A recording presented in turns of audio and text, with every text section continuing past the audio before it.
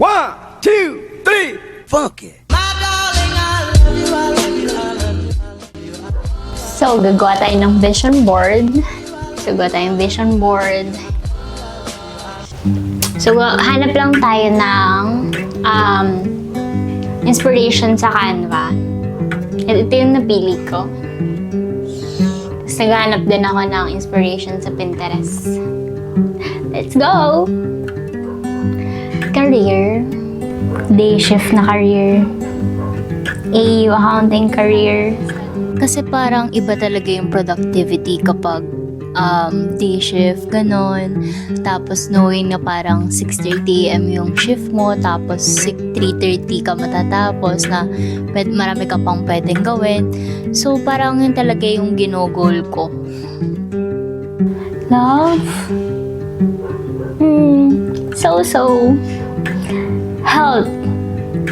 Kailangan ko ayusin ang aking sleeping pattern, body clock, and all. Friends? More on hangout pa siguro with friends, high school friends, IBM friends, yung lahat ng era friends ko. Money, balance, travel. Di pa priority ngayon eh. Work-life balance priority ko din. Pero kung possible, go. Kumaaya ng friends. Self-care. Hi! So, nandito kami sa Cityscapes sa Tanay Rizal. Galing kaming Quezon Province sa Enfanta. After namin mag-rides. May extra siya. Wait. Yan. Oh, ang ganda ng sun kiss. Masayin na kita yan ba? Yung haplit hindi man. 2026, please be good to me. Tayo. Ayan. Dapat nag-isip pa lang ng cool na intro. Mag-intro? Hindi siya dyan may intro. Lahat yun. Alas tayo, alas. 5 na. Ayun na. Maganda pa tayo ng tinapay?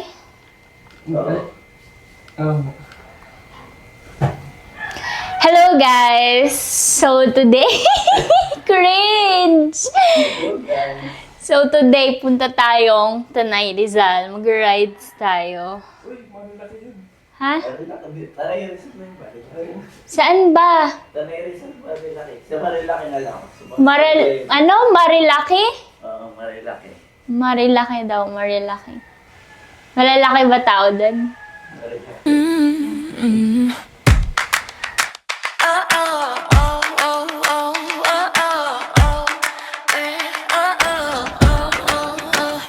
₱25, may ngiti sa litrato.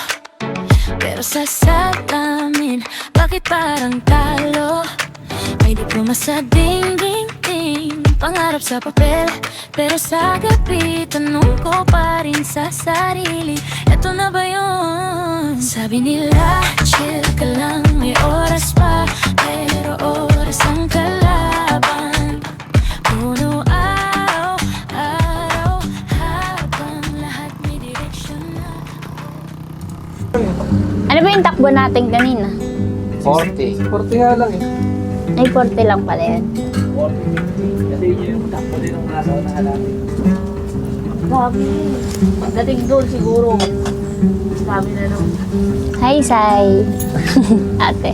hi! Welcome to my vlog! Vloggers to. Vlogger, kunwari. Hello, Gaw.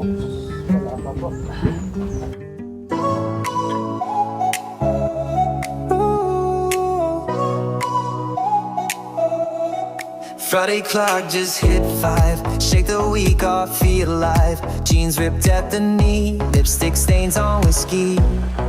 Neon lights through Uber glass, laughing at our working class. Money's problems fade to gray, weekend vibes won't obey.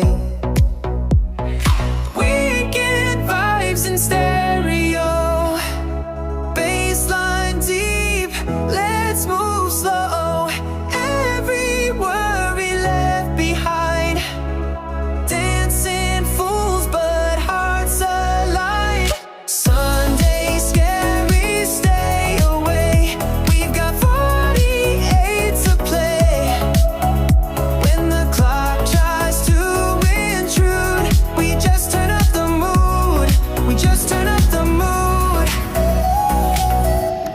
You went all hard and did she never know what I meant to be. Trying to hold on to the day how we finally forsake. Ever grown an infidel, just how we looking naked here. If a battle, if a gain, how we still fight away. Weekend vibes in stereo, baseline deep. Let's move slow. Everywhere let's go. Behind.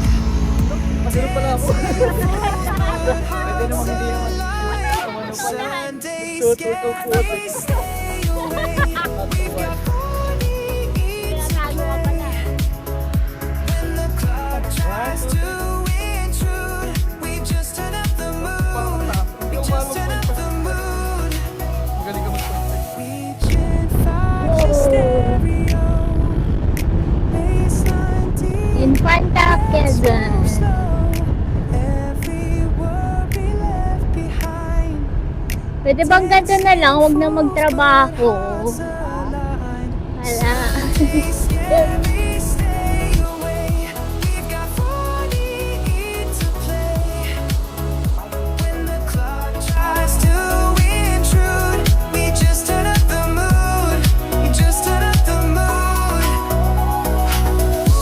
Wait lang.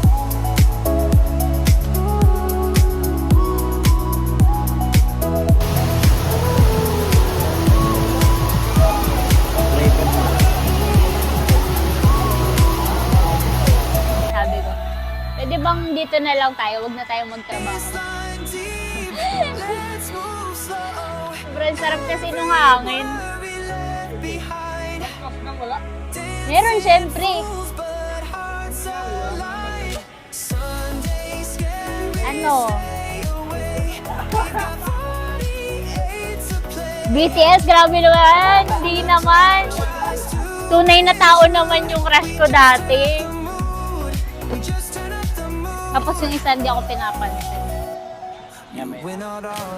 Dito ka. Oh, yan.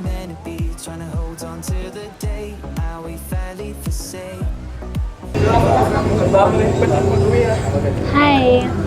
So, nandito kami sa Cityscapes sa Tanay Rizal. Galing kaming Quezon Province sa Infanta. After namin mag-rise.